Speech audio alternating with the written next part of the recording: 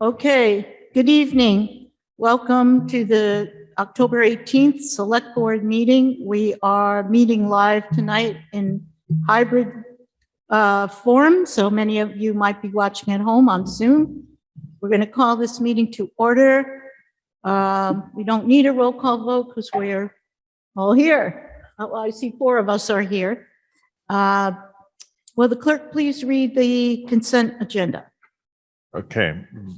A vote to move to approve the consent agenda, which is the town accountant's warrants of October 7th, 2021 and October 14th, 2021, a one-day special liquor license application for Terroir Wines LLC, and a gift acceptance from Middlesex Savings Charitable Foundation, giving a total of $75,000 for the support of emergency equipment, $50,000 to the police department, and $25,000 to the fire department. Okay. Second. All in favor? Aye. Aye. With great thanks to the Middlesex Savings Charitable Foundation. And next, the committee nominations. So this week we have Kathleen Fosser of 46 Arrowhead Road, Michele Cardinal of 95 Hubbard Street, Dan Schrager of 24 Mallard Drive, Loris Davis of 330 Garfield Road, Norman Abbott of 97 Mildred Circle, Phil Posner of 223 Losbrook Road, and Nick Pappas of 1743 Monument Street to the Transportation Advisory Committee for terms to expire on April 30th, 2024. Okay, thank you. And committee appointments? So move to approve the appointment of Pam Rockwell of 1810 Main Street, Len Rapoli of 34 Everett Street, and Fred Seward of 158 Spencer Brook Road to the 2229 Main Street Advisory Committee for terms to expire on April 30th, 2024. Is there a second? Second. All in favor? Aye. And the town manager appointments with select board approval.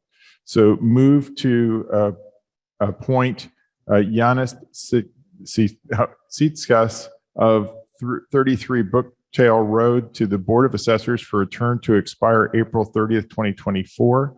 Ed Nardi of 29 Academy Lane to be reappointed to the Natural Resources Commission for a term to expire April 30th, 2024.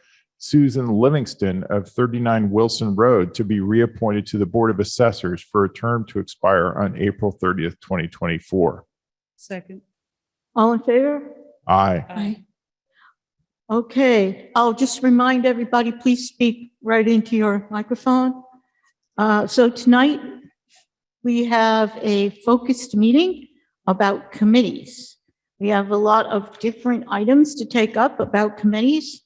We are going to be talking about accomplishments to date and what remains to be done, supporting our volunteers on the committees, support from the town manager's office, discussing possible changes to APP 10, the role of select board liaison, and possible streamlining of committees. So before we start, I just want to remind the board that we had several goals that have to do with committees. Number 5 in the governance section was to provide guidance and resources to all town volunteers and to restart the annual training. And I'm pleased to remind everyone that we are starting the annual training on Saturday, November 6th. And everybody should have received an announcement about that.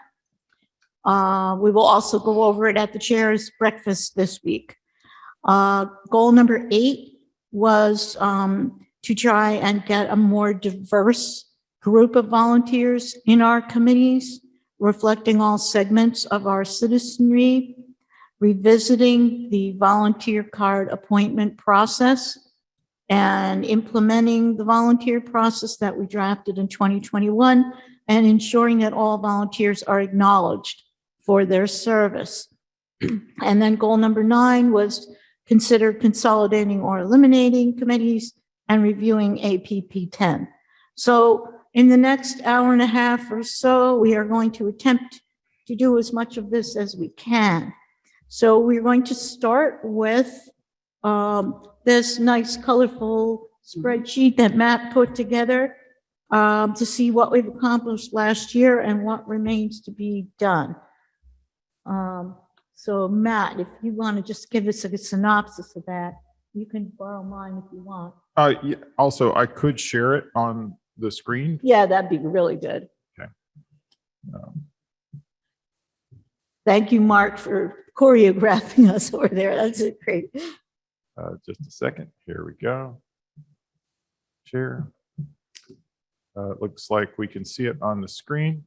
So what we did last year was we looked at all of the different steps in the life cycle of having volunteer committee members. So from recruiting candidates here in the first section, reappointing members, identifying vacancies, identifying candidates for those vacancies, selecting candidates, appointing members, orienting and training members, then recognizing member service, and then maintaining the data related to committees over time.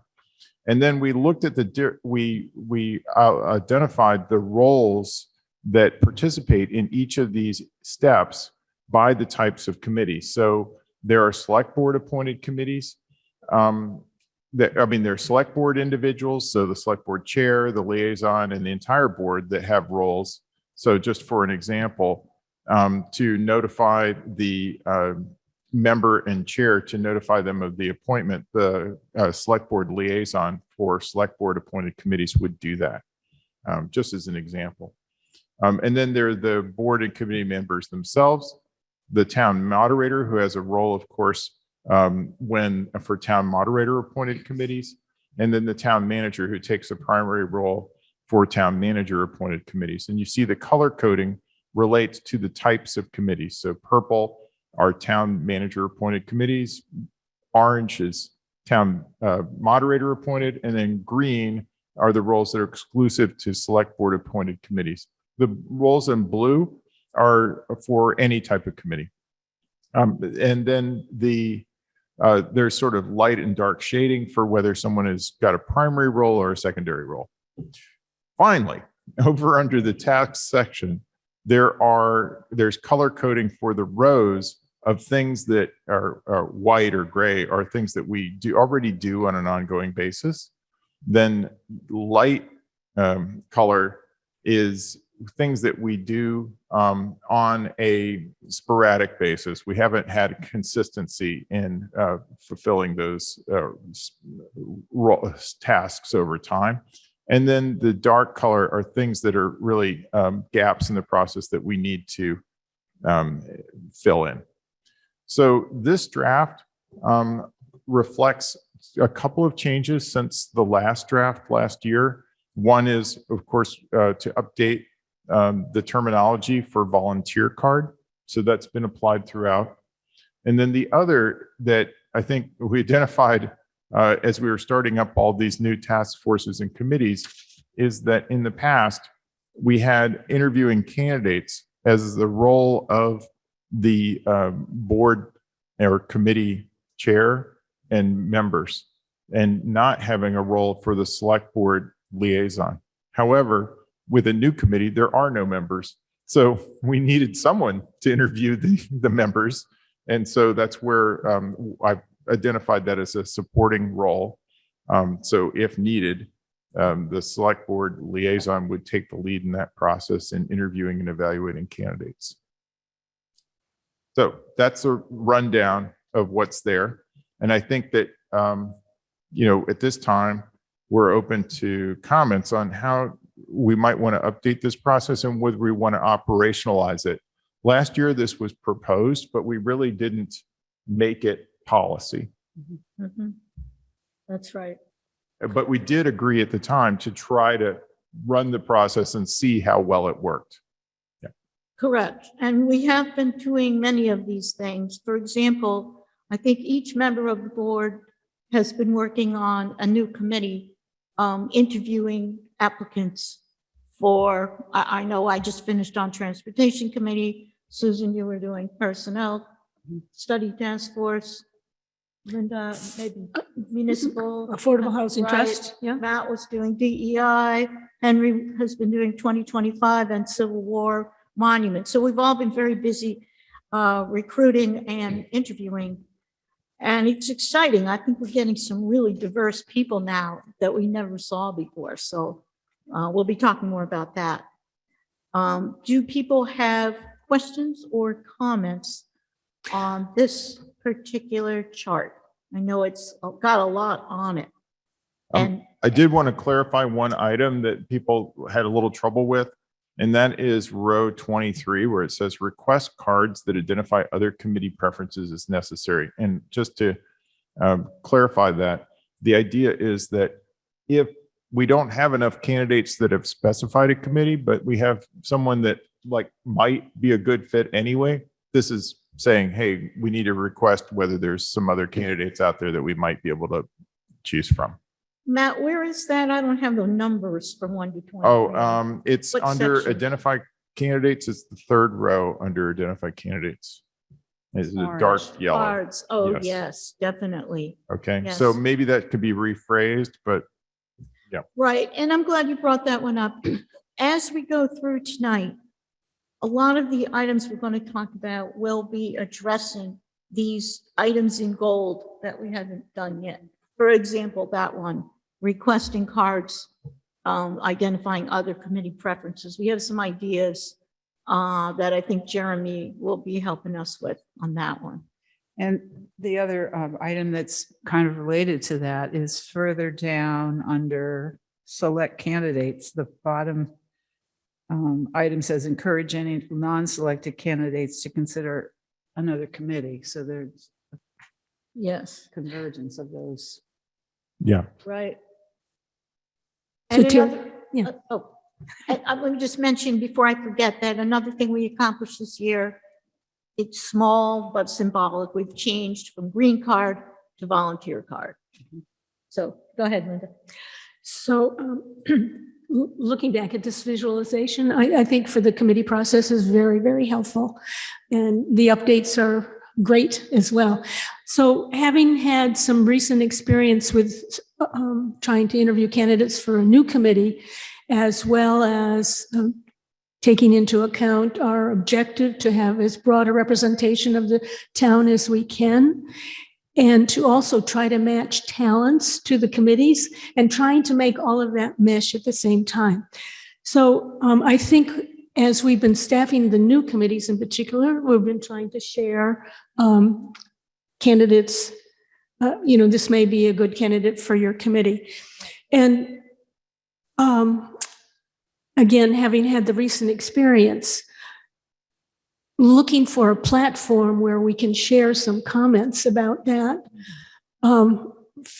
particularly if they're not appointed to a committee immediately. But we hope we'll be able to, when the next vacancy that comes up on one committee or another, that they would be considered in the queue. And having already been interviewed, I guess we want to capture a lot of data there because I happen to know that the individual I just recently saw had already been interviewed, but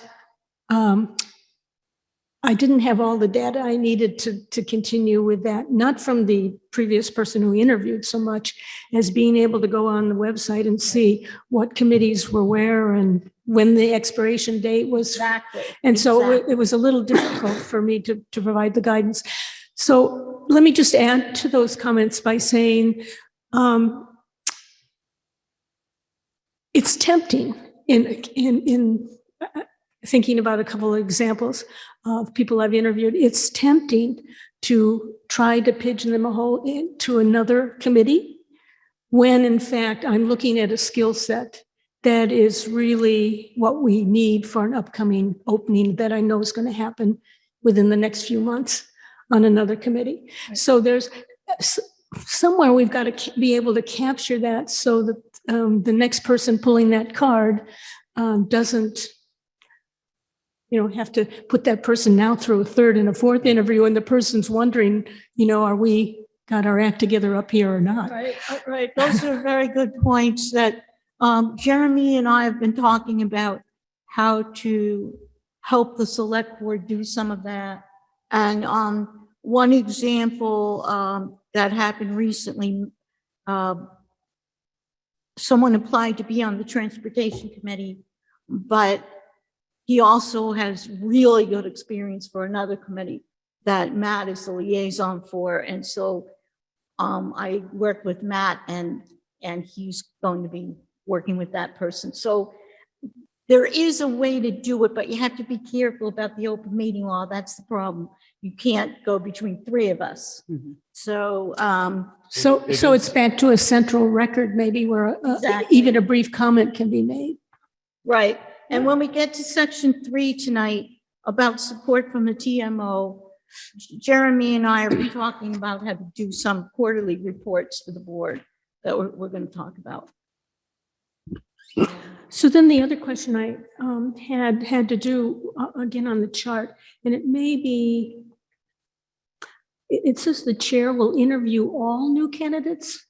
If I'm Now, which section is this? reading this correctly, and I was just wondering then what is the role of the liaison? I'm sorry, where are you? Let's see, where did I see that? Interview candidates if needed applicable to discuss expectations. So we've got the chair as having the primary role there of the committee, but that this latest draft, the liaison and the board and committee, well, of course, the new member needs to be part of that interview process. Yeah, so, okay, the intention there is the chair of the committee, not the chair of the board. That's right, the chair of the committee. That's Okay, the so- second column. Yeah, select board chair is not indicated here. Right, the It's the select board liaison. liaison The that would be liaison. in a supporting role. It's the light green versus dark green. So, I don't anticipate in all cases that the select board liaison would be in the interview process, but there are some cases in which I think it's important. Right, yeah, okay.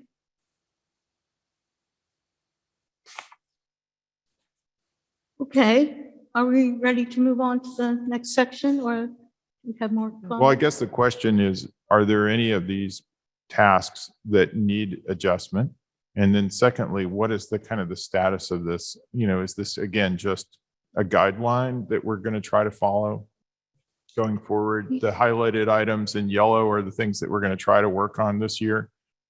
I guess there's not really a need to formalize it further, but that would be a question. Well, actually, I think that's a good point. How about, since we're about to go over a number of these yellow ones anyway tonight, how about if we hold that question till the end, and then we might take a vote to adopt this as a goal or as a policy? Or we might find some adjustments and then adopt it. Okay. All right. Does that sound good? Yeah, it does. I was just going to suggest that we might want to use it for a period of time and see if it needs tweaking and then formalize it. Right. Well, in theory, we've been doing that over the past year, but Right. that's okay. I don't think it's any rush formalizing it doesn't really, I don't know what difference Change it makes. anything. Yeah. I think the idea was we were trying out a lot of these. So tonight we're going to do some tweaking and see where we are. And then let's see if we need to keep trying it out or adopt it or where we are. So I just have one other observation, I guess, and that is when we've had multiple select board members interview individuals for various committees. I'm assuming that each one of the select board members, after their interview, is thanking the candidate for meeting with them and so forth and so on, and trying to either summarize what the volunteer candidate's choice was after the conversation or, disposition. right. So there's another level of acknowledgement, I guess, that's happening. Yes. And even when it's only one I think it's very seldom that, 2 or more select board members are interviewing. But even mean, I just finished doing 10 interviews in the last 2 weeks. And the most important thing that is, thank you for serving the town. I mean, the enthusiasm these people had, it's really exciting. Right. So you really do want to thank them. Right. Okay, so supporting volunteers. So we are restarting the annual training. Kari and Carmen and the town manager's office will be discussing OML, ethics, meeting management, the whole thing. I'll be moderating it, and it's happening on November 6th from 9:30 to 11:30. So everyone is invited. And in fact, for the new committees, maybe this applies to Matt and Henry, some of your committees that haven't started yet. And Susan, I don't know if your Yeah, committee started yet. It hasn't, but it's been appointed, so I think. I would Yes, include them. and for the Transportation Committee, all these new committees, we want to make sure that we invite all those new people. They're really going to need this training Mhm. because they haven't been on the committee yet. Part B, improving the acknowledgement. I want to hold on this for a minute because it really fits into section 3. Jeremy and I have been working on this. C, recognition of volunteers. We used to have a really nice ceremony in this room, and many people could not attend, but they would get their certificate mailed. And the people who could attend had some refreshments, they socialized, and they came up to the podium and received their certificate. And I think we should definitely restart some kind of annual gathering like that. We couldn't do it during COVID, but is there anybody who does not want to restart that or wants to change it? Or Stephen and Jeremy, would it be a lot of work for you to, we usually do it in the spring, right after town meeting? Yeah, so I imagine that previously was through the town clerk's office. So that's probably something that we should engage them on before we make a decision on that. But if it was done previously every year before COVID, then I don't see why it wouldn't be able to restart after. Great. I'll check with Kari, if that's all right, Stephen, or do you want to check with Kari? I think we can, you said the clerk's office coordinated it? I thought the town manager's office coordinated. Actually, I was. I don't know that we've done one since I've been here. No, because of COVID, we couldn't do it.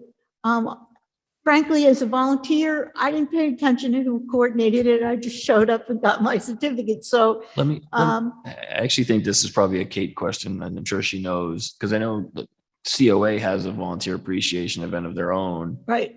So let me do some research on how these were conducted in the past and who took responsibility and go from there. But I Great. agree. I agree. It is, they are good events and people do genuinely appreciate the acknowledgement. Great. I think that the clerk would need to be involved if just to verify the term that the person served and what the committee was and that sort of factual stuff. And I went to a few of them and had those certificates on my refrigerator for quite a while. But the town manager was there and Right. sort of hosted it. But again, I don't know the Right. behind the scenes. I think it was probably a joint effort. The clerk had to mail the invitations and the town manager's office. I may have been involved in one of the last ones before the COVID. I'm not sure who produced all the certificates, but the select board chair made a couple brief comments. And then that particular session, I was tapped to read all the names and hand out the certificates. So. Okay, great. So I think spring is the right time when most of the terms are up. So we have plenty of time to work on that. And then this next one, 2D, recruiting new committee members that reflect all segments of our citizenry. And this is part of DEI. And I am just so thrilled with the volunteers who have been coming out in the last few weeks. I guess we're doing a really good job of recruiting because all of a sudden we have younger people, we have people of color, we have people who've just moved to town, people who've been here 30 years that have never been on a committee. It's been really exciting. So keep up whatever you guys are doing. It's working. And the league put out a big call for DEI, and that was a huge help. And I think some of those folks then decided to apply for some of our other committees. Speaking of other people stepping up, do we have people in the audience tonight? We do have, it looks like, let's see how many people. 14 members total, and 2 of those are us. So I guess, or 3 of those. So I guess 11 Okay, attendees. thank you. Good. Thank you for asking. That's right. We've got to get used to hybrid meetings again. Okay, so part 3, Jeremy and I have been talking, and the idea is, as Linda said, a lot of times we're out recruiting and we don't know how many vacancies are there. When is the term up?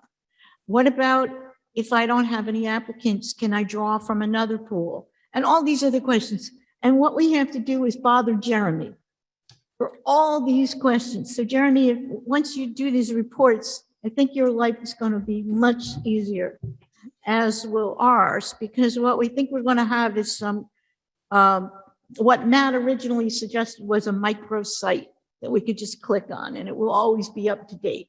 But I don't think we have the manpower to continuously update that. So Jeremy is going to run some quarterly reports for us and update them on the website. So Jeremy, do you want to talk about A, B, and C on this? Sure. So I think something that I've heard from all of you is previously when we had the paper volunteer cards, people could just come in and open up the box of the volunteer cards and sift through them. So a way to adapt that now, I think, as Terry and I have discussed, is to change that to me sending out the volunteer database that we have electronically. So then the select board can sift through. And so if you have an opening on the Transportation Advisory Committee, for example, then if you don't have anybody who's indicated interest in that committee, maybe if somebody from who's indicated interest in the planning board is in there but is not appointed, you could, see if they're interested. So I think that's something that Terry and I have discussed that we can start doing on a quarterly basis or as requested otherwise by the select board. And I can pause for any feedback or I can keep going. It's up to you. So that's a list of current applicants. Okay, and then we have 2 other items. Does anyone have any questions on that one? Okay, keep going then. Sure. So the second one is having a report of the current people who are on boards and committees. So this is something that we track in our office and the town clerk's office. And this would just simply be making this list publicly available on one page on the website. So we would have one page that lists all of the board and committee volunteers that are currently serving, along with the dates when their terms are set to expire. This would make it at least a little bit easier for you all to go in there and see what the current status of the boards and committees are. So I will once again stop, and if anybody has any input, you can go ahead. I mean, I guess I'm used to systems, and I don't know how this volunteer card system works, but a database driven system where it could at any minute spit out what the current status is, Right. It's continuously updated. And so, you were talking about quarterly reports, but I would imagine they'd be more sort of on demand, which I think makes a lot of sense because we can't always predict when it is that we're going to need to figure out, Right. what openings there are, who's available, those kinds of things. So, Right. if we can do that, and it's actually less effort because you don't have to crank it out every 3 months. It's just there. Well, I think in my experience, I've kind of relied on the committee chairs to sort of go over that with them, who's eligible to serve another term and who chooses not to, or whatever the status is. So we know kind of leading up to the end of the term what the predictable vacancies are going to be and have conversation about that. I've found, though, that the committee chairs and even the members themselves are not always aware of whether they're eligible to renew their term. Right. I was going to chime in on that one and say I've get a number of inquiries from committee chairs saying, "Oh, when was so and so set to expire?" So I think really the action item that at least I think Terry had in mind for this was on the website publicly to have it posted when the board and committee terms are set to expire. Now, as Matt said, this is certainly something that we could draw upon request and send out to select board members. But really, the question is, do we want to have a page, just one web page that shows all of the terms? Well, and then also whether, it's a first term, second term, or, they're fulfilling a unexpired term. Right. Right. I think that would be really useful for the committee chairs. They can go on the website. So everyone can access it continuously, Matt. But what we can't do, I guess, is I don't think that Jeremy can update it continuously. No, I Well, do think it update would it. update it as in the course of, making Sometimes. any changes. Yeah. Sometimes. I mean, and again, that may end up being a quarterly cadence, but I suspect it'll be more frequently, probably easier. You hear something, you just put it in, Yeah. So Yeah. for the database, when we get just to give you an idea, when somebody is appointed, we then add their appointment and their the date that they're set to expire, whether or not they're in their first or second term, and then the town clerk's office in the same database goes in and adds in the ethics trainings, the open meeting law trainings, and all those certificates and all that. So it's a joint database that our office shares with the town clerk's office that is continuously updated.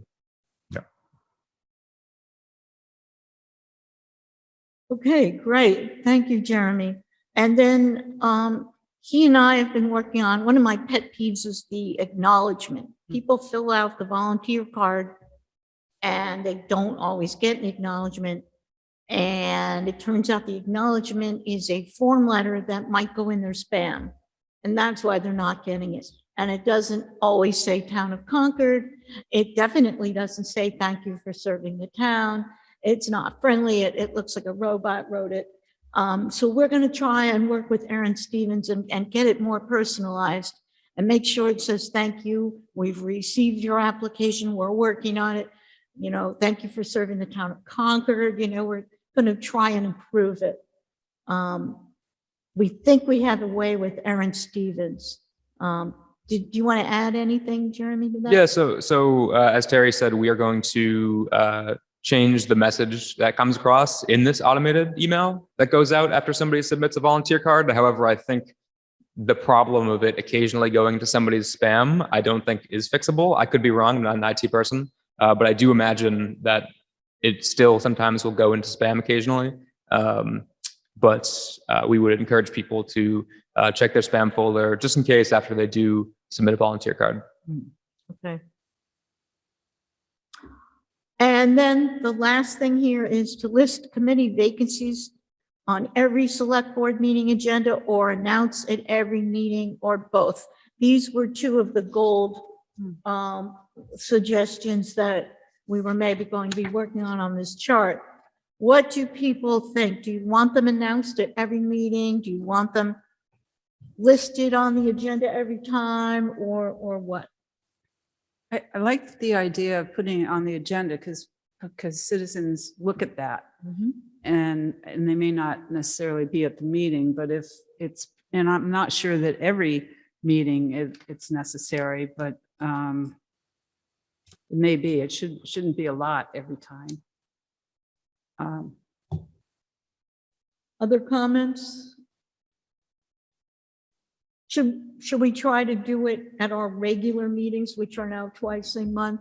Does that make the most sense? Listed on the agenda? Yes. Yes.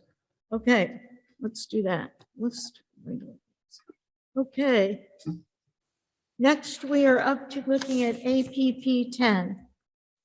And before we get into these two big suggestions, we need a little bit of cleanup anyway. Jeremy, I'm going to ask if you could go through the whole APP 10 and change green card to volunteer card. I saw that several times in there. And also, I'll work with you if it's okay with the board. We need to rewrite the second paragraph on page 56. It talks about in 1978, there was an effort to seek out roughly equal number of men and women and the Equal Rights Amendment and I think we need to rewrite this to apply to all kinds of diversity that we have in the DEI, that we're going to make an effort to have a diverse group of citizens in terms of gender, age, race, income, whatever. And that we can draft something and the board can approve it if you want. I just think this paragraph is really out of date. I think it may be, but it also is difficult, I think, in the committee context, to achieve that level of diversity Absolutely. in every committee. I think that it, of course, should be a consideration, but I don't know that we Correct. can always achieve it. Right. It says here that we shall make a special effort to seek out diverse people. And that's what I think we should say, that we're making an Okay. effort. Yeah. But Okay. we know, if you have a committee of 5 or 7 people, you cannot represent every type Yeah. of person. It's not going to happen. Yeah, I also would say achieving gender balance is easier. I mean, it's more straightforward, I would say. Right. It's not always simple, but it's more feasible, I would say. And I think it's more in our consciousness to do that, because that's been happening for a while, but I like the idea of, Making a special effort. yeah.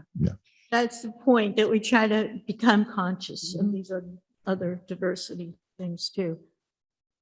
So, Stephen? Is this something that the new committee could talk about, maybe, and make a recommendation? So you think that we should maybe wait to revise this paragraph until the DEI commission meets and, Could be one of the DEI, tasks. Maybe actually, it's a nice sort of opener. okay, Yeah, sounds I good, think that's a great idea, Steve. good. Less work for me, good, okay. All right, now the two main things that we want to consider in APP 10 are revise, the goal of both of these is we've had trouble recruiting. We have a lot of talented people in town, but we don't always get enough people to apply, and we have vacancies on our committees. So I thought we should talk about whether a volunteer can be on more than one committee at a time, and maybe they can in some instances. And I thought we should talk about whether maybe more than 2 terms should be acceptable on a more wide range than it is now. So the first one is discussing revising whether a volunteer can serve on 2 committees. And that is on page 57C. I think one of the considerations should be what if one of the committees is, well, I think it's explicit about finance that you can't serve on another committee simultaneously, but there may be regulatory committees that need to be considered as exclusive. Like ZBA and Planning Board. For instance, yeah. So, one of our goals is also to have as broad engagement of the public as possible. And in some ways, that's counter to trying to open this up for someone to serve on 2 committees. We have made an exception with the Concord 225 Executive Committee, recognizing that it's going to take hundreds of people probably by the time we get through staffing that committee and all the subcommittees to get ready for the event. And so we acknowledged that it would be possible for that to be a second committee, but that's, in my mind, somewhat of an exception in terms of trying to accomplish the goal of a broader engagement from the public. I think what I'd like to see is that maybe we loosen this a bit, but have a process around it. And I just have a very specific example of someone who is on the West Concord Advisory Committee, but would like to be on the Cemetery Committee. And I've seen no conflict, in participating in both of those committees. And, if someone really wants to do that and they're motivated, I'd really be open to saying, yeah, you can do that. Now, if you're serving on the planning board, that's a big commitment already, and I think we do want to engage more of the public, if we can. So I think the answer is sort of, it depends, and that it probably should be still considered a somewhat exceptional process, but not an extraordinary exception the way that we look at it now. So I for agree. example, there'd be a process where the example you gave, let's say they're on the cemetery committee, and what was the other committee? West Concord Advisory. Okay, I know somebody who recently resigned from another committee so they could be on the West Concord Advisory Committee. There was no conflict, so yeah. So what you're saying then is, if that situation came up, that the select board would discuss it and decide on a case-by-case basis, maybe? Or, yeah, they could maybe apply, and all it is they just request, don't make it a difficult thing. Right. And then we would just, have it come up at a meeting, and it probably would be a 3-minute item, but that we would at least have that checkpoint. So we'd have to vote it, is what you're saying. I would say, Mhm. yeah. I mean, again, it's not a big formality. I don't want to make it into a big, Mhm. mess, Yeah. but I also want to say, I don't want to just do it pro forma. I agree. I have someone who called me and is on one committee and was really wanting to be on another committee. And again, there was no conflict. And I just kept reading through APP 10 and couldn't really tell her she could do that. So to be able to address that in some fashion would be good. Right, and I thought you were talking about another person who is a he, so, Oh. right, do you know? This was a who I she. mean? No, oh, Okay, yes, I do. Yes. So this situation is coming up a It lot. does come up. Yeah. And I think we need to encourage diversity and a wide participation, and we need to allow for people who have extra time and want to serve on 2 committees that are not in conflict with each other. We need to do both. Yeah, and I think that consideration is more important than we are having trouble filling committees. I think that what we've seen lately is, if we put our minds to it, we can fill committees. Yeah. And it's really, we don't want to make up for a lack of attention by saying, okay, do double duty. What we really want to do is, hey, if someone's really motivated, we want to give them the opportunity to participate at the level that they'd like to. Yeah. Henry? Another area where I think we should have more flexibility is allowing non-residents to participate, especially since we have more and more people who are involved in the life of the town, the educational life, the business life, the social life of the town, who don't live in Concord and yet are very invested in the town through their various activities. And we've had a number of people who have been worked on committees because they fit under that category, but it's a high hurdle at this point. And so it should be made more routine.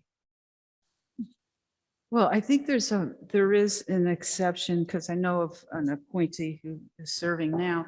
If that person has a skill set that is really important to the work of the committee, and the due diligence has been done about looking for local candidates, then there is an exception process. So, but you're asking for something a little more flexible than.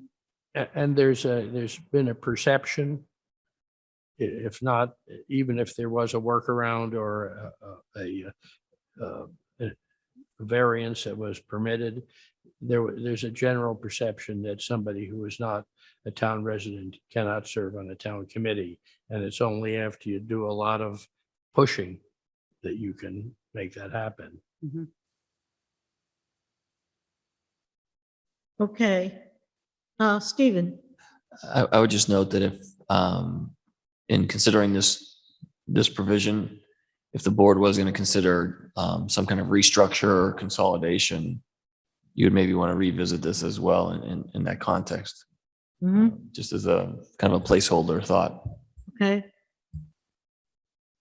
Okay, so there are two places so far in APP 10 that we might want to consider loosening it up and having exceptions a little more routine by vote of this board, so that people can sometimes serve on two committees and sometimes not have to be residents.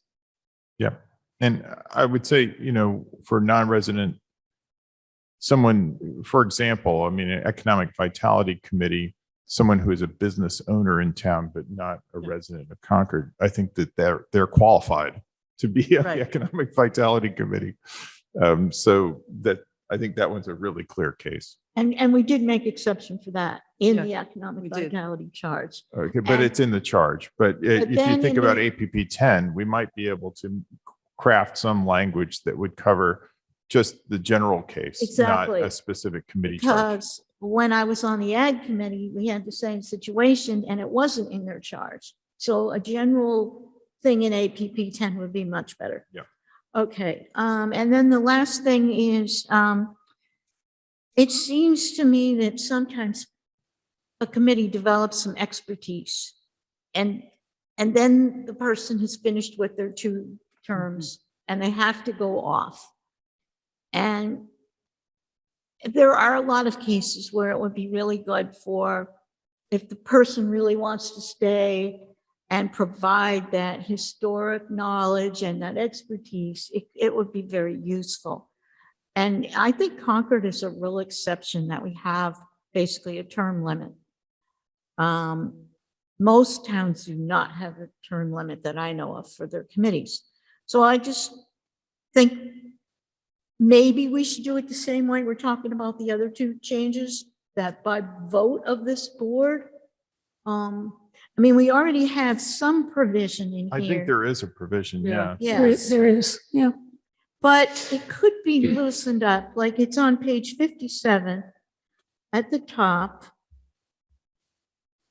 And if the person has developed extensive and valuable background knowledge or skills and expertise, and they have special value, or their absence will result in an absence of important institutional knowledge.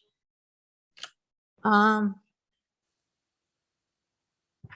think that's a key point, that the institutional knowledge. And when it struck me was starting as a select board member with a brand new town manager office staff, and that historical information. In a lot of cases, we didn't have the answers because we were new. There are a lot of new people. And so I think it would be, and I would also like to suggest, although I don't know if anybody would want to do this, is that it also be extended to select board. Huh. Well, I mean, if someone wants to do nine years. Yeah. that's what you're volunteering for, right? I mean, that would take a charter change, right? I don't know. That's, I I mean, don't know. Oh, no, it's only by tradition. I think you already can do it. You Okay. just have to stand up and get elected the 3rd time. It's just tradition, I I think. guess it's a mental health evaluation too. I mean, historically, there have been select board members that served up to, I think, 24 years. Yeah, other towns, Right. are Right. Some, Carlisle has, right. We're a real exception. Well, if that doesn't evoke a larger Zoom audience the next time this comes up for discussion, I don't know what will. Well, I don't think it's something that we have to address since, first of no, all, I just wanted to, but, Included in the again, mix. looking for under the appointments for additional terms, I actually think that this is a pretty well-considered section as it's written. I think that maybe the one sentence, that's maybe want to loosen up is it is intended that reappointments under this section shall be rare. Right. Okay. I Right. mean, I think that if you struck just that one sentence, the rest, because, you do want to say there should be a reason to have someone carry on. And these are 3 good reasons. And if you cite that reason, then yeah. I did a 3rd term on a committee and it was really, they couldn't find anybody, which, is part and parcel of this discussion. So, Yeah. I think we should definitely strike that part about it being rare, and we should at least let it be known out there that. We um, won't be looking askance. Yeah, that you don't have to prove that you're an extremely special case, we could sort of loosen this up a little, as you put it, for the others. Maybe we don't need to change the wording, but I think that anybody who has served 2 terms on a committee and is somebody that you'd want to have re-up would probably fit one of these 3 that's right. criteria. I think CPC was a good example. There was some of these committees, there's just too much turnover, and the year that Heather Gill came, she was new, and we had a lot of new people on the committee, and similar to what you were talking about. Yeah. On the other hand, I do want to mention that opening up the opportunity for people to serve, and get the experience and to go through these different roles, I think that that's pretty key. And I do like that we have this kind of tournament idea, because I know that I, for one, would probably have just stuck in one role forever if I wasn't sort of forced to jump out of it and do something else. So I'm don't just say saying, forced. well, it kind of was a twist of the arm anyway. Yeah. Yeah. You would have twisted your arm anyway. The town manager has his hand up. Yeah, I guess from a political science standpoint, just observationally, I think the way it is structured now is really a strength of the community in that, and this applies to many of you, people do rotate through different roles. Yeah. Yeah. And what I've observed, Concord's reputation statewide is a very political, stable, highly engaged community. I think as a political observer, I think is tied somewhat directly to the tradition that you were talking about. And so I do hear what you're saying in terms of, we went through, are still going through a time where there was just a lot of turnover, and it's created some, challenges in figuring some things out. But overall, when you take the sum of it, I think just, like I said, as an observer, really, I do think is one of the strengths, because all of you have been on other boards and committees, and when issues come up, you have a breadth of experience. And then people leave the select board and go to other boards and committees and bring that experience. And I think, like I said, the level in terms of number of people involved, but also the quality of involvement and engagement, I do think ties to that tradition. So I just wanted to give you my one poli-sci observation there. And build relationships with different people. Right. Again, it's rather Yeah. than sort of be in your own little lane the whole time. Yeah. Right. and- I mean, the one other thing I could think of is if someone wants to stay on a committee, but the board feels like, well, maybe it's time for some new blood. The board might be in an uncomfortable situation having to tell that person, well, you've done your thing, thank you, go away, and that, and they would be offended. And so that could be an issue.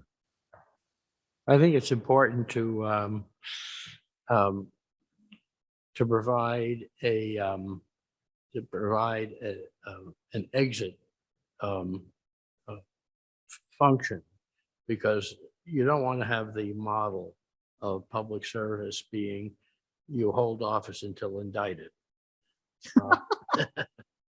And many times, especially if it's hard to find somebody to fill that position, especially if you're somebody who has it as a senior person who's learned a lot, they may feel there's an obligation for them to stay because they can't be easily replaced.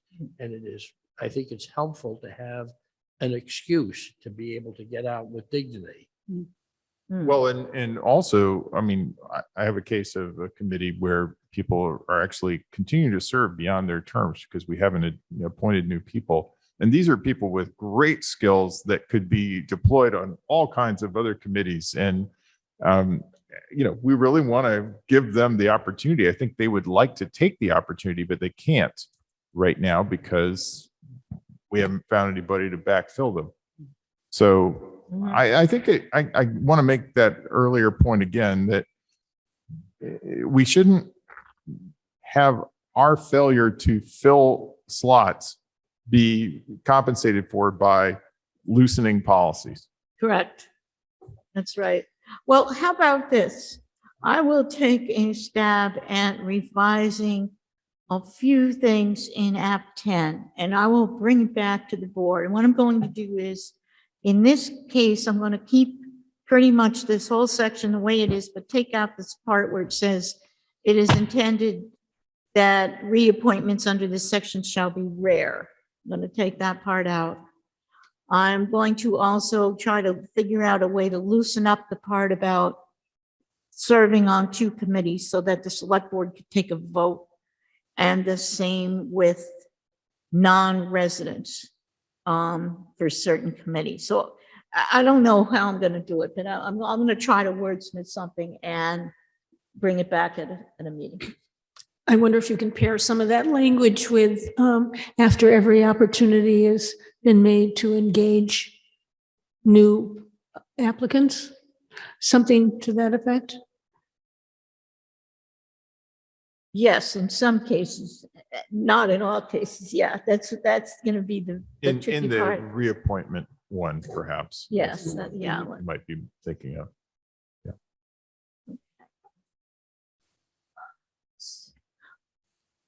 Okay, any other comments on this section? All right, we're doing pretty well on time. The next thing we're going to talk about is the role of the liaison. So I've heard a lot of comments since I've been on the board. The public seems to feel that our main job is to go to a zillion meetings every week. And I personally don't think that's the main job of the select board. I'd like to hear what you think, but I think our main job is to set townwide policy and to give guidance to the town manager. One of our roles is being a liaison, of course, but that's not our main job. And I've heard from quite a number of people who do not want to run for select board because they don't have time to go to lots and lots of liaison meetings. And so the fact that we have so many committees and the fact that the public thinks this is our job is discouraging some really good people from running. So I think we should take a look at this. I think the liaison's main job is to keep an eye on things in your committee and be a resource for them. Help them fill vacancies, encourage their non-selected candidates to apply for another committee, and help start up the new committees. And I probably don't have everything. There's probably more that I've forgotten. But I don't think you have to go to every single meeting every time. You can look at the minutes, you can have a 5-minute catch up with the chair, etc. So let me stop there, and Susan. Yeah, I also think it'd be good for us all to talk about what a liaison does in the meeting and what we don't do. And my impression has been that we're a fly on the wall pretty much. We're not at the table and we're not engaged with the committee and their business, but we're there as a resource. And I think that each of us has our own idea of what we do as liaison, and there could be a lot of variance, and it might be a good conversation just for us to sort of establish what. Right. So like when you say resource, I think you're talking about if they have questions about quorum, about open meeting law, about how to take minutes, how to post minutes, how to contact Jeremy, how to post an agenda, how to fill a vacancy, all that stuff. Yeah. Those are when is town meeting, those things. Yeah. But when they start talking about the policy that they're supposed to decide on the planning board, we're the fly on the wall. Yeah, That's- but I have to say that a recent example was we sent out that letter to all of the committees asking them, about Envision Concord. And wow, every committee that I'm a liaison for just would start their meeting by, Matt, what are we supposed to do with this? Can you tell us what they're looking for and how to fill this in? And, and so indeed, in every one of those committees, I kind of, had a little And that's a cameo resource. role. That's being a resource, I think, but it's not. It is, but it meant that I had to attend these meetings. I couldn't just say, give me a call. Figure it out. Yeah, exactly. We certainly made work for ourselves, didn't we? Yeah, exactly. Yeah. My sense of it is I would like to feel free to be able to attend meetings and help out where necessary or to give encouragement. But otherwise, I think it's pretty much send me the minutes and give me a call if you have a problem. Because if you make, it's for a lot of people, like going to 1 or 2 meetings a week is a burden, but to find yourself having to apologize to people because there are 3 different meetings of committees that you're liaison to in the same evening, it just becomes burdensome. I mean, I do find that some committees don't really lend themselves to the need for a liaison, like the ZBA. The ZBA, they're not, looking for by input. They're certainly not needing a lot. I mean, I learn from them about procedure a lot of times. So, those I don't even really need to attend. Now, they're usually ruling on something important, so it's actually of interest. But it's probably less important than some of the more fledgling community committees just getting off the ground that need some more guidance. Yes, the ones without staff support especially.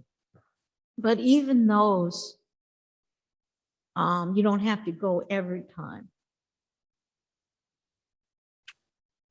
So, I think we've already mentioned a couple of the realities. Some of these committees are staffed, and the format for the meetings is such that liaisons are actually blocked not only from the Zoom panel display, but some of these committees don't even allow for public comment. I do have some committees who are staffed, who are following that format where it's only panel that's allowed. But occasionally I still get called on during public comment. Not that I'm stepping up to offer, but they'll turn at that point and ask me a question during public comment. That's it. So, so that's one piece of it. And we still have a number of committees that don't put public comment on their agenda. And so, we've talked before about that being a best practice. And so that may be something that we want to revisit during training session. I will remind them at the chair's breakfast tomorrow too. I didn't realize that, so that's good. Yeah, it's somewhat embarrassing when they suddenly turn to you. I had that happen last week. And I was totally unprepared. I was just being the fly on the wall, listening. All of a sudden, I was supposed to have the answer to something, and I was just completely taken by surprise. And that's tough. But usually you can wing it by thanking the committee for its service. This particular one, no. But anyway. There's also a suggestion, I forget who made the suggestion, that we develop a liaison handbook. Was that you, Susan? It wasn't, but it's not a bad idea. I don't think it needs to be a handbook. It could be a pamphlet. Yeah. One pager. Up to 1 page. One yeah. page. Well, Right. do we have a committee handbook, and maybe it's just a a one-pager in the committee handbook about the role of the liaison. It's helpful not just Yeah. for the liaison, but for the committee That's- members to understand what the liaison's supposed Right. to do. Agreed. Do we have a committee handbook, Stephen or Jeremy? There is one that people get when they join. Yeah. So I can certainly check in with Kari because I imagine that would come from the town clerk's office on like, open meeting law procedures and all that. Right. So I'm not aware, but I can check with Kari. I think we did have one years ago because They still do. And Kari, when she swears people in, they get the committee handbook. There's the traditions and obligations book as well. I don't know if that references the liaison role, but I could probably open it right now and see if there's something in there about the liaison role. I think there is actually, but I think Matt's right. We should have one page in the committee handbook because the chairs don't always understand why we're there, and it can be awkward even. We should also have a compilation of the charges of all the committees. I don't think that I could find the charges for half the committees, nor do they have them or know where to find them. And we talked about this a couple of months ago, is that somebody's going to have to do some digging to find the charges for 59 committees?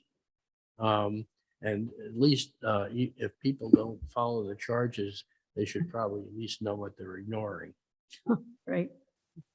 Jeremy, do you want to? Yes, so we have all the charges in our office. So I know some of the boards and committees do have their charges posted on the website. That's really the board and committee chairs are responsible for the content of the website. So if they want to have the charge, they should let our public information officer know, and we'll get it posted. Otherwise, as part of this, if the board wants to have one web page where all the board and committee charges are listed, certainly an option as well. But that's up to the board. How much work would that be? Because sometimes if somebody's new in town, they lived here 30 years and suddenly they have time. They want to join a committee, but they don't know which one. So they want one link where they can start reading all these charges. And I want to send them there, but it's really kind of, Well, it's funny hard to because do. I would say that the town website, when you go there, they have that boards and committees and by, Right. directory by letter. And I mean, you can see the full list of the committees. I think that the main thing is just consistency. When you click on one of those links, what do you see? And I would say you should be able to see the charge. You should be able to see the committee members with their, appointment date. And you should be able to get a link to the agendas and minutes. Amen. So some of that can be accomplished by the town manager working with the staff who build these web pages, but some of it for those committees that aren't staffed, that's not necessarily going to work. It's more work than I think you think it is to do all that, especially when things are changing.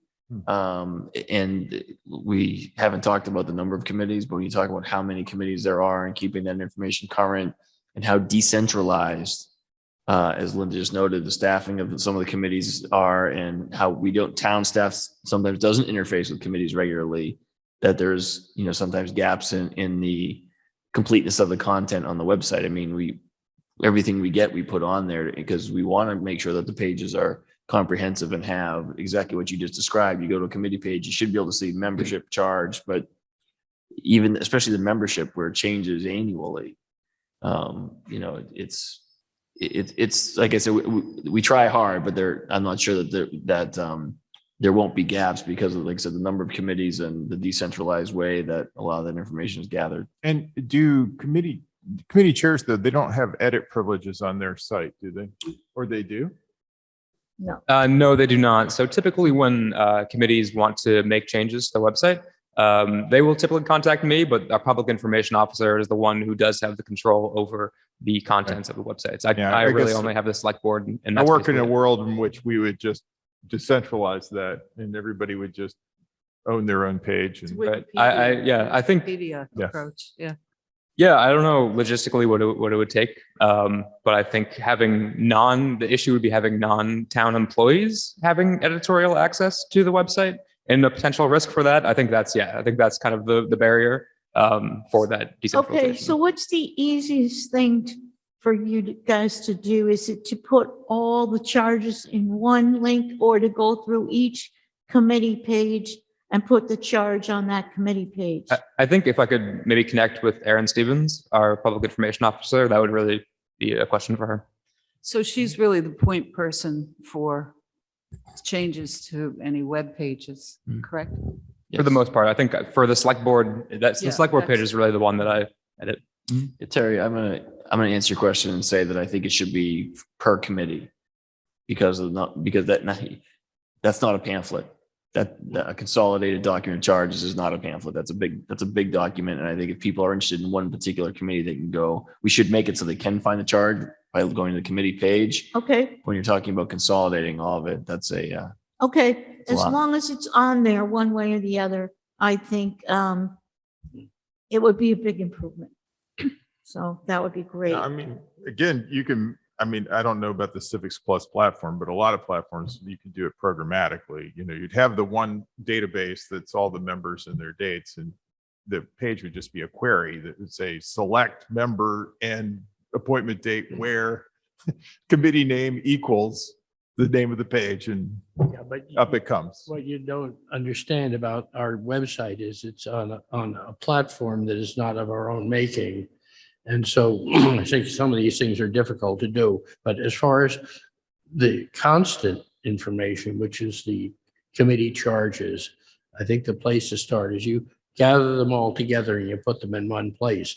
And then when the members of the board have nothing to do, they can sit down and read through them and find out what's really supposed to happen and figure out what needs to be changed. As far as who's on what committee, we do that every year once for the town report. And it doesn't have to be up to date to the minute.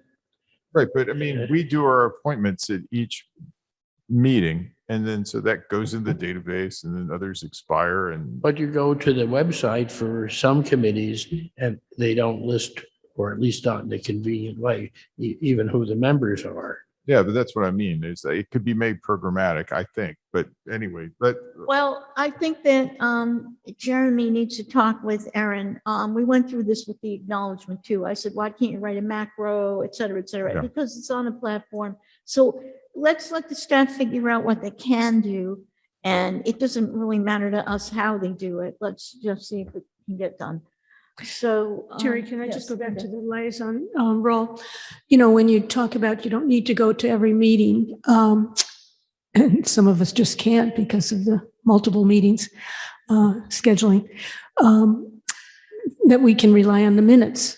In some cases, minutes are 3 months delayed, 5 months delayed, and you just can't wait. When you see a topic on a particular agenda and you know that we're not going to see those minutes for several months, and it's an important topic that's got many legs, that's not totally realistic, I guess, in the current scenario. Right, I think in that case, you would probably have to touch base with the chair and say, I missed your meeting. Can you tell me how you voted on, what happened with X?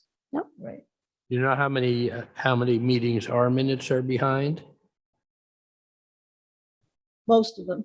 Eight. Okay.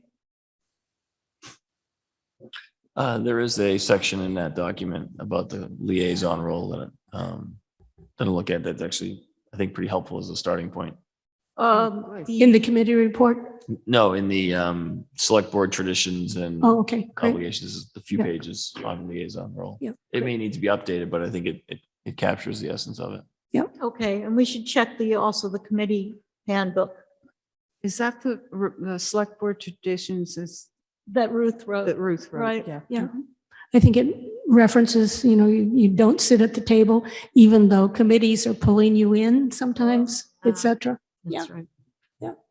Okay, so we're going to move on now to streamlining or consolidating committees. And this is by far the hardest topic in this session. We've had a few ideas, like what do other towns do? We've set up kind of a streamlined chart. We've had the idea of one task force that could study all the committees. This was actually in Envision Concord. I was looking through Envision Concord because we're going to have that meeting coming up. And I saw that recommendation that we create one task force to study the charges and the charter for all these committees and report back to us. That's the kind of. I laugh know, at, I just there's something broke out weird about laughing when that. I saw that suggestion. I Because I was know. like, wow, what a great way to streamline committees. Create a new task force. Right. That's right. Right. Committee on It's a committees. Paperwork Reduction Act. Yeah, exactly. Recommendations from the SMT and I think Stephen, you suggested some kind of warrant article resolution. So we have a number of ideas here. I don't know if any of them are really workable, but this is a very difficult problem to solve because our volunteers are working hard and they have their mission and they want to fulfill it. And they don't want to be consolidated into another committee. So it's a very difficult problem. And I think it's helpful with this green and yellow notation about what is Yeah, and should I share that on the screen? Yes. codified and what are fulfill a regulatory Right. purpose. So Matt put together, he's going to share this. Well, I didn't put it together. I Well, did some- Jeremy put the first draft Yeah. together and then Matt and I messed around with it. And basically oh, sorry. the yellow is in Good, the change it. codified in the town charter. And the green is a regulatory committee or statutory required. Okay, Oh, that's not here. the right chart. Sorry. That one. Yeah, and sorry, this, I have added my markup version. I should replace that with the regular version. Well, that's okay. There, this one. So the first thing is everybody's liaison committees on this? Is there anything missing on here? That's sort of one question. I didn't look for that. I assumed it was complete. Yeah, I think it's probably I pretty think it's complete. Pretty good. Now we can move some around. For example, there's PC Magic in the land use development that maybe belongs in regional coordination. Yeah, and I highlighted that in this But version. I'm not really sure that it matters. If we Right. can spend like the next 2 hours moving things around and everything, but that's not the point. The point is, we're still going to have 60 plus committees. What are we going to do about it? And well, another idea I had might be that we make subcommittees. For example, I'm on the Financial Audit Advisory Committee. It's in finance. Now, why can't that committee be a subcommittee of the Finance Committee? Well, it struck me when because I immediately looked at that one as a possibility for streamlining. And then I saw that it was actually kind of a cross-functional group that was the school committee Mhm. budget, the town's budget, the enterprise budgets. Right. So, I don't think that it necessarily belongs under the finance committee. Well, Finance I Committee, mean, it's audits, but it's audits for different groups that, but they do all three of those groups anyway. okay. I don't know. And another one might be. It's just that it's staffed by people from those different groups rather than from the finance committee, When I think of a subcommittee of the finance committee, I think of it as primarily being finance committee driven, Okay. membership and Well, objectives. basically what that committee does, I didn't know what they did until I was liaison this year. We hear the auditor's presentation. Right.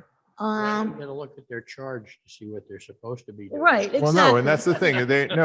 They're an independent review of the Right. audit. It's the Right. audit of the audit in Right. some respects. Right. And then another one, this is probably showing my ignorance, the Conservation Restriction Stewardship Committee. I think that and the Trails Committee are subcommittees of Natural natural resources. resources. That's what I was gonna say, okay. And then maybe combining Hugh Cargill and Tax Relief Committee, because they're working together anyway. They've been having joint meetings, they're sending out a joint letter. Could I ask a question? I'm wondering, if you eliminate from consolidation all of the green and the yellow committees, is that what we're saying?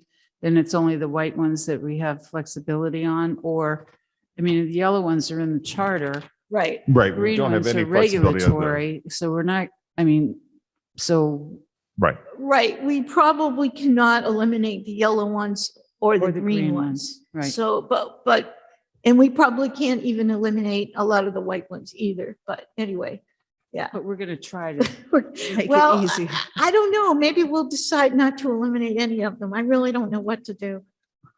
So the Commission on Disability, I was just wondering why that wasn't in green. Oh, yes, it is a, I was wondering that too, but I don't think they have they're an advisory committee, they're not a regulatory committee. but they're, State statute it's a defined. state statute is what defines it. Yeah, And that's Okay. why, like, for instance, the select board liaison is a member. It's one of the only ones I'm So aware there's of. a definite state statute. Yes. that Correct. Must have this committee. Okay. Okay, And that defines the eligibility of membership as well. okay. And then, we have several of these that we just formed. DEI Commission, Personnel Board Study Task Force, the Civil War Monument Task Force, and the fiber broadband. Well, those last three are task forces, which means they have a definite. They have a life. lifetime. Like the capital planning task force. They only last a year, 2 years, whatever, and they should be finished. So we should highlight those in a different way, So in other words, the number of things left, is dwindling significantly.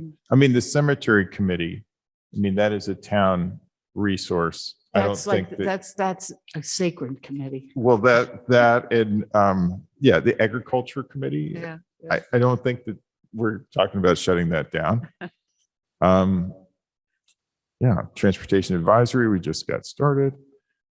But just on a more serious note, there are a few, and then that's the question. So we just hired a new sustainability director, and we have the Climate Action Advisory Board, and we have the climate and sustainability, Mhm. right? So, Comprehensive Sustainable Energy Committee. So, there is a possibility to consolidate among those, I think. Again, the structure is different. I know that they were founded for different reasons, but at this stage of the game, I think that there could be an opportunity there. There could And be. especially with a new sustainability director, that if all of them got together and really devised, well, what is the best path forward for the town? It may end up with a committee and subcommittees or something, but I'm just saying that maybe the structure that we have isn't the most effective.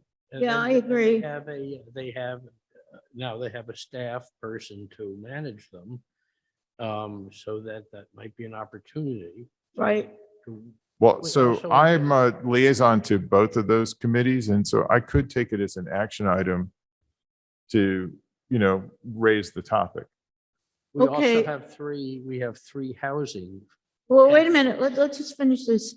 This is something that I suggested last year, and maybe the time wasn't right, but at that time I was told they have very different charges. They have very different missions. Both groups seemed highly engaged and passionate about what they're doing. There was a lot of resistance to doing it, but I think there is an opportunity with the new sustainability director to have a discussion and see what happens. Again, I'm not suggesting that anything necessarily will happen. Yeah. I just want to say that is one area that I saw some opportunity. Okay, and Henry, go ahead. I just mentioned we have three housing entities, Mhm. and I understand one of them is a state agency essentially, but then we have a couple of others that they certainly ought to at least be strongly coordinated, if not amalgamated. Yeah, I mean, Because- the Development Corporation is a corporation and the Housing Trust is a trust. So I don't know that it's very easy to consolidate them. But they all have a statutory requirement. They're all green. Yeah, Linda- and that's Linda's why, our- yeah, our- I think it's Could tough. you comment on that, Linda? You're correct. They all have individual statutory authority and Well, one of them by law, but does the CHDC have a statutory requirement? they're set up as an independent corporation at this point. Yeah, and Right. even in their formulation, they state they have these members, right? I mean, yeah, you can't not have it without changing the nature of the corporation itself. Well, sorry, Linda, go ahead. You were, what did Well, you think? 3 or 4 times a year, the housing groups meet as a total group because their missions are somewhat different. And populations, there's, and the mechanisms are different. So they're trying to coordinate and they do a pretty good job of that when they stand up to support certain items at the town meeting, et cetera. And indeed, there are additional groups beyond the town groups, Right, like the Housing Foundation, right. that really also, if you're looking at the broader sense of people working towards these goals in town, it's a much bigger picture. Right. Okay. Stephen? Yeah, because I think in thinking about, if you saw the guidelines document that we submitted to the Finance Committee last week, we talked about one of our 3 to 5 strategic issues. And in fact, we shared this with the board, I think the week earlier that week, but we talk about governance and specifically talk about boards and committees and the growth in boards and committees, both in terms of number and scope. And I think if I could separate this issue into a couple of, it seems like a monolithic thing, especially when you look at the number of committees that we're looking at and break it down into smaller pieces. I think one of the things I think if I'm hearing the board and I know how I feel about it, we don't want the breadth of discussion, analysis, and thought to shrink. What we're really talking about is a logistical and administrative consolidation to make sure that boards and committees don't exceed our capacity to support them, which they kind of do now. And I know I don't want to put anyone on the spot like you did last week, but Marcia's DPLM has a lot of these committees and has a lot of demands on staff, and she's here if we wanted to hear some of her thoughts. But I think the biggest thing is there a sweet spot? Is there a number of committees where if we said, and I'm just throwing out an idea, 50 committees, if there's 50 committees is the right number, we think we can support 50 committees with the staff without having to add additional staff and incur additional cost. What are those 50 going to look like? That's one way of addressing this problem, or I should say problem, of looking at different ways to structure what we're doing. Everyone feels passionately about the committees they're on. Like I said, that's one of the strengths of the community is the level of engagement and the passion and the knowledge that gets brought into it. So no one really wants to give up their spot. I mean, I think having a brand new sustainability director early on say, hey, how about we CSEC and CAB, how about one of you decides to, join the other? I mean, that would be a very tough, as you noticed, it'd be a tough conversation to have. I think it's more because the select board has, created and approved charges for most of these committees and appointed the members. It's really looking at it holistically and saying, how many do we need? Are there ways we could create new committees thematically, really think outside the box on it? Because I do think it's not going to get any better. And I will tell you that, having, night meetings is something that is less and less attractive to the, new workforce. That's something I've heard loud and clearly recently, that they don't want to work nights and, weekends and things like that. And the night meetings are, it would be great if we could do Zoom forever, but that expires in April. Well, hopefully not. The MMA has been pressured and all the towns want to continue it.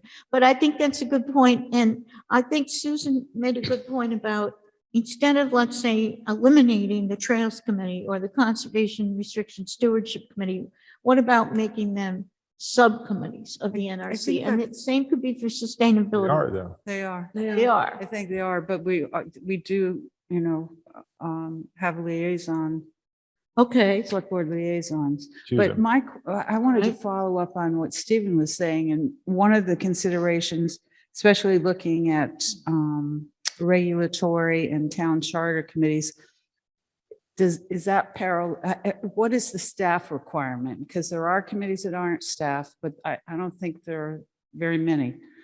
Or I think that's a minority, but at least in my liaison travels, but I could be totally wrong about that.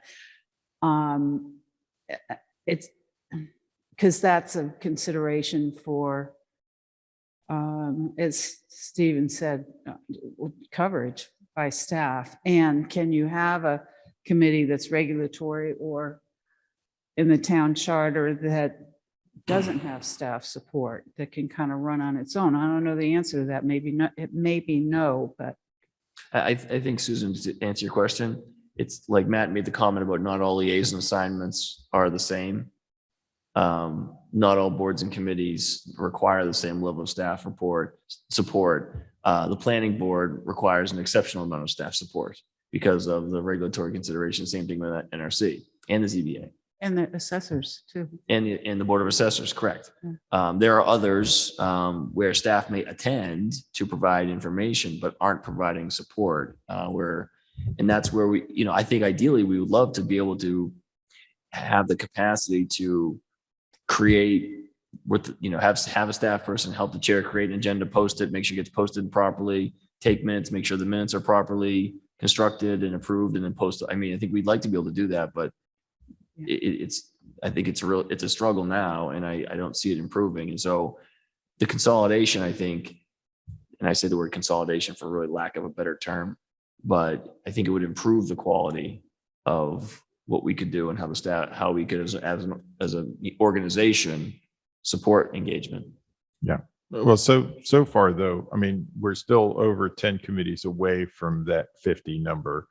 And I've only identified one so far. Let me throw out another couple, which is we have two cases in which we have more neighborhood level committees, right? The West Concord Advisory Committee and the White Pond Advisory Committee. And it's interesting to think about, well, why those versus any other community, neighborhoods in town. The West Concord Advisory Committee was specifically formed around the master plan and, its implementation. And I would say at this point, it's achieved the master plan for the most part. Now, that isn't to say that West Concord specific issues don't show up. And, in talking to the West Concord Advisory Committee members, they're very committed and would like to continue because it's great to have that kind of focus. It's just the question is, how, does it almost need to be under the town auspices? In a way, at this point, it's less of a question. It's also been, by the way, a great feeder into other committees in town, Right. So there's all these pros and cons, around having these additional committees. There are sort of committees that are kind of on ramps, and then there are ones that are sort of the, graduate school of Like committees. planning. Yeah. Yeah. And, White Pond Advisory, again, there's all these other special considerations, and there's certainly been a lot of activity lately, but you come back to, well, is this a town function versus a neighborhood function? And the neighborhood can organize and work on its own, so that's the other area that's kind of struck me as I was looking at these.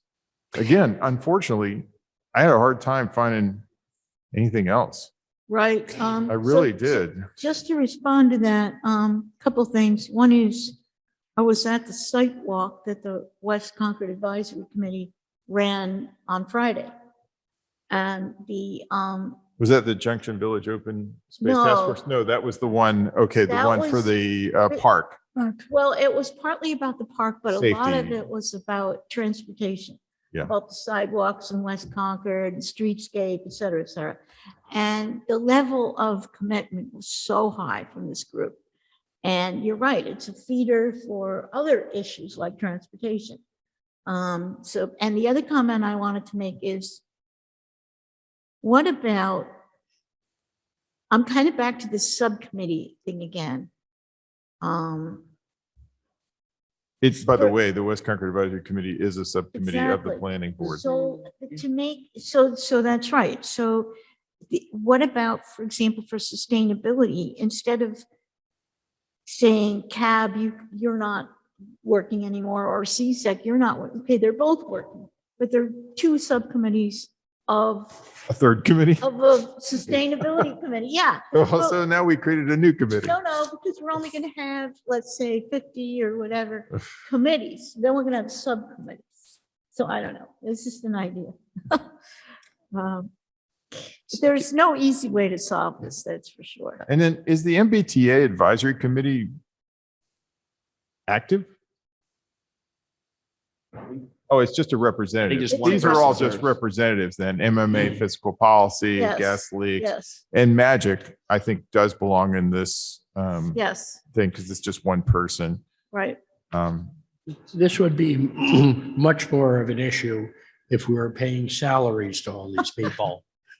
I think we might find ways to streamline in that case, much more. But a lot of them are ad hoc. They start out because people recognize an issue or a problem, like the West Concord Advisory Committee or like the DEI Committee. People come forward, they want to have a problem, they want to solve it.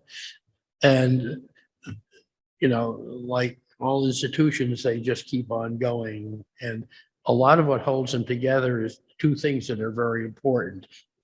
And one is the social relationships between the people on the committee.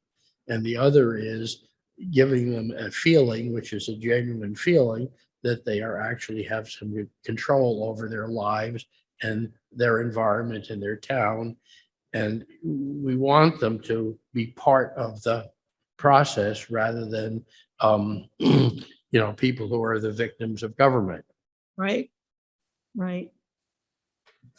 I just want to make one more comment about Okay. staffing and then We'll then probably I'll start turn my wrapping mic up. back off. But because one thing I wanted to point out that there's a lot of, Henry made note of ad hoc committees.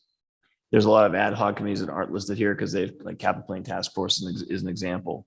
All of those, or many of those often require staff support in some cases because they are for a condensed time, often more than a regular committee.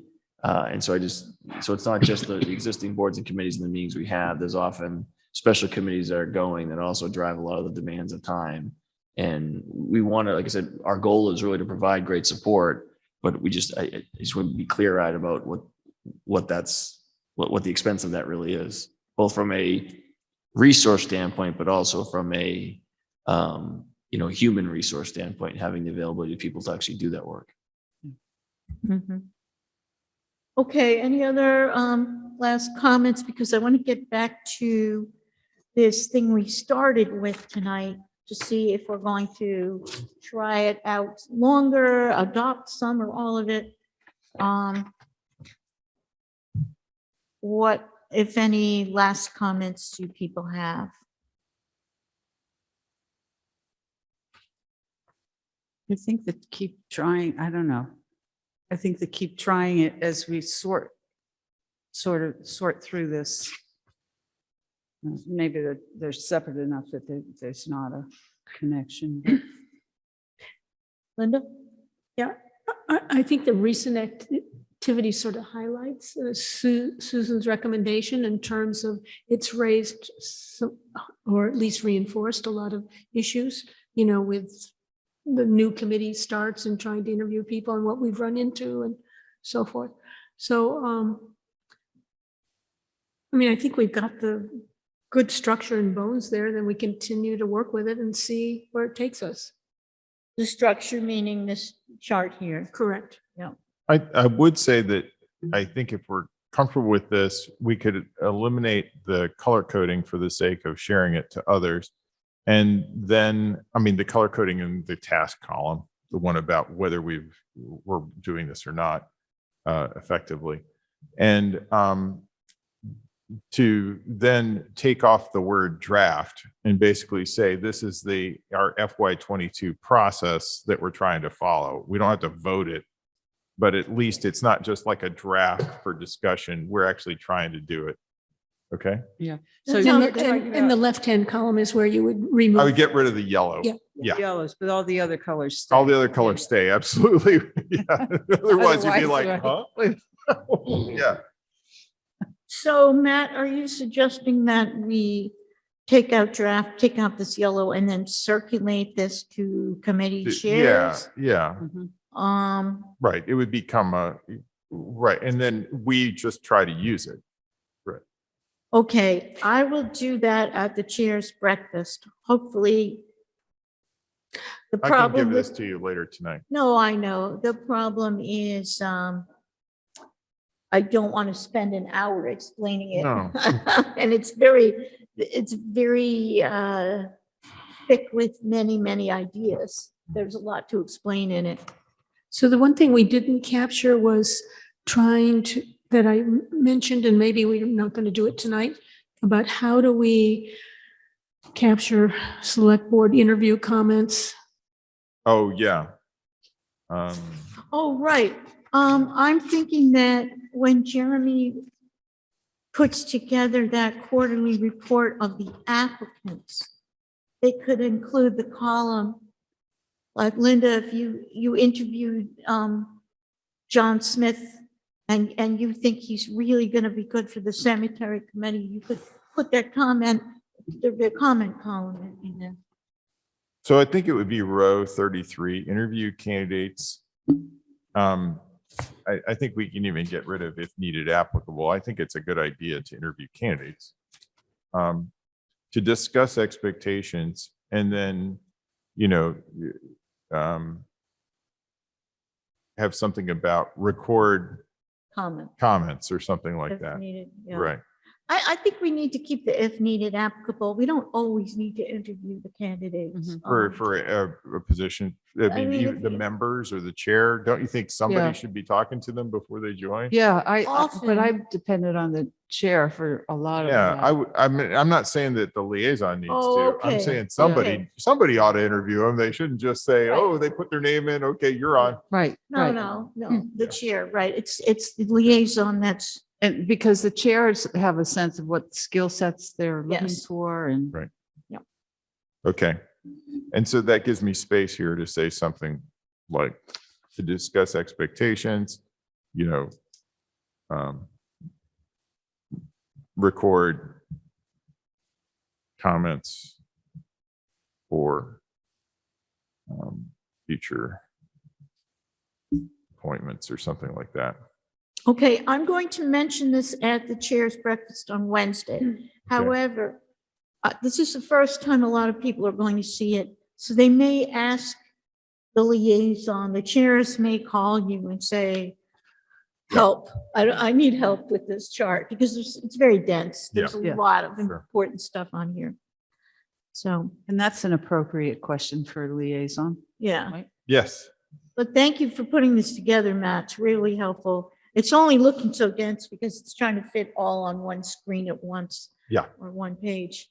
And there's actually a lot of work to putting together a committee, and you don't realize until you start looking at all these different steps. A lot of staff time, a lot of our time, etc. Okay, any last comments before we finish this section of our meeting? Terry, I just wanted to add something real quick about the comment about how select board members can know about previous interviews. So I think there are two approaches that could be taken. Either one of them or both. One would be just to simply send out a note to the select board saying, hey, I talked to John Smith and think he'd be a great fit for XYZ. The other would be to simply just send me a note and I can add it in a notes section in our volunteer card database. So then when I send out the cards in the future, future select board members will know, hey, this person was interviewed for the Board of Health and there wasn't a vacancy, but when a vacancy does come up, I think that'd be a great fit. Yeah. I like your idea of the central record, which would be you, because it keeps us out of open meeting law troubles sometimes Right. too. Yeah. Okay. No reply all. Yeah. Okay, thank you. Good idea. All right, if there's no further comment, then we'll take a motion to adjourn our open session and go into executive session.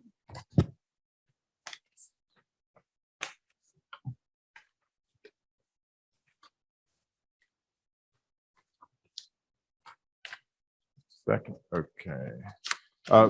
Move to adjourn to executive session pursuant to Massachusetts General Laws, Chapter 30A, Section 21A2, to conduct a strategy session in preparation for contract negotiations with non-union personnel. The town manager. Not Second. return to open session. And not to return to open section. Right, Second. and the chair has to declare would have a detrimental effect if we met in open session. So I declare. Okay, Is there a Second. second? Mhm. Okay, roll call vote. so Ms. Ackerman, Aye. Ms. Bates, Aye. Mr. Dane, Aye. Ms. Escobedo, Aye. and myself, Mr. Johnson, I. Okay, thank you to Minuteman Network for making the room available, helping us with the sound.